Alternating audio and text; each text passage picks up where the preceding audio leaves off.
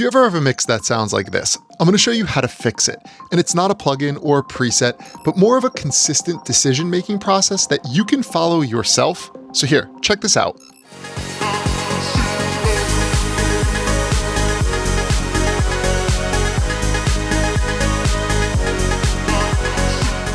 So most producers hear that and immediately start opening up EQs, moving things around the stereo field, and those tools do something important, but here's the thing, they're usually the wrong first move. So to show you how to fix this, I'm not just gonna be like, here's how I mixed my song, look at what I did here and there, because that won't help you, truthfully. Instead, I need to give you the decision-making process that led to me solving these problems. And this is the same thing I do with the 1,000+ students I work with. At the end of the day, you need to, yes, have the skills, but you need to know how to use them correctly to get the sound you're chasing. So there are 4 main tools we're always going to work with, but it starts here with volume. Before you touch anything else, you want to first find your main characters and balance them amongst each other. You want to typically be able to hear everything that matters, and that's just a handful of sounds. All right, so let's find the main elements here, which I'm going to bring in this lead in the pads.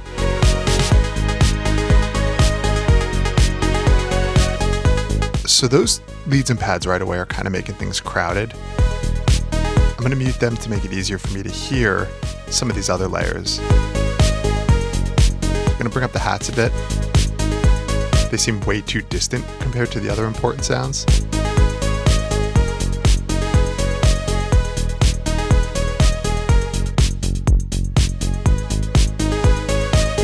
Now this lead is the focal point. I want this to be up front.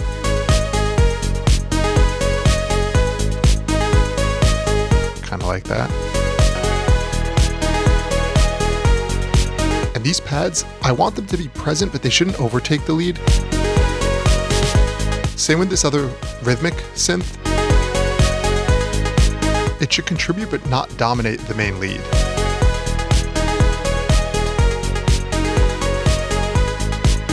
In fact, this is pretty good. Now here's the thing, volume balance isn't going to fix your mix 100%. Even after you finish this, you need to step back and say, do I still have main sounds competing with each other? And if so, we still need to address it and go one step further. But here's why order matters. If you skipped the volume stage first and you immediately went into EQ, you would tend to overcorrect and have to overprocess your EQ to fix probably that massive volume difference. And this applies for a lot of these secondary tools. So this is why we want to do volume first.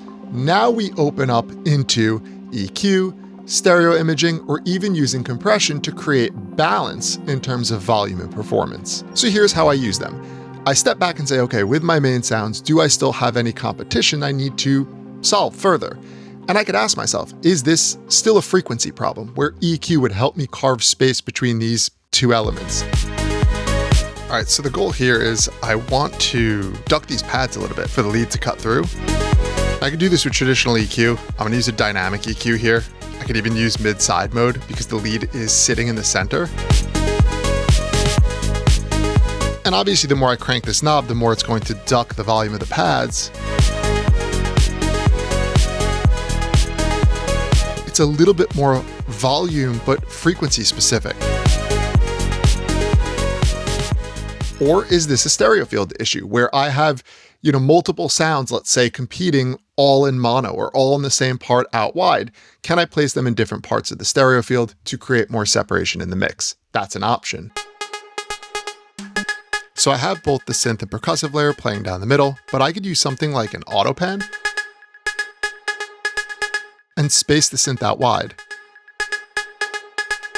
So as I mentioned earlier, this is something I do with the students in Bootcamp. It's one-on-one though. It's like you sharing your screen, me going through the DAW with you. But this level of figuring out how to apply this stuff in your specific situation, it is a difference maker. I believe it's a major part of why we get the results we get.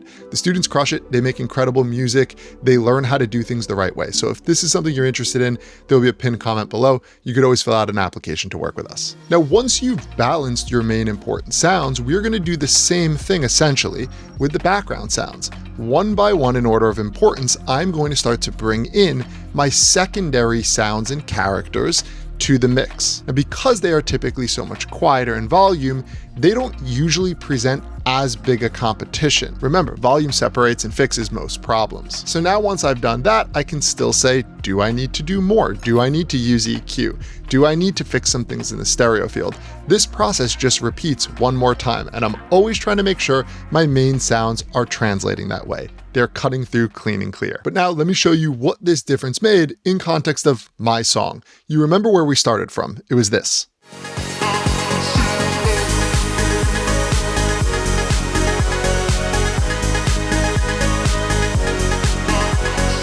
And now after making these changes in my own mix, I was able to get the balance to sound like this.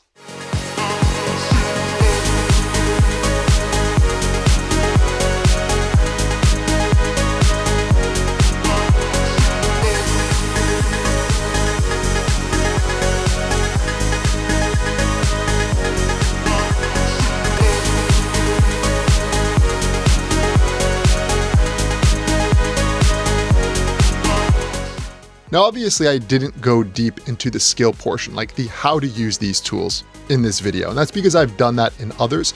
So I'm gonna pop one on screen right now. If you'd like to get a little bit more technical inside these tools, that's what this video is for.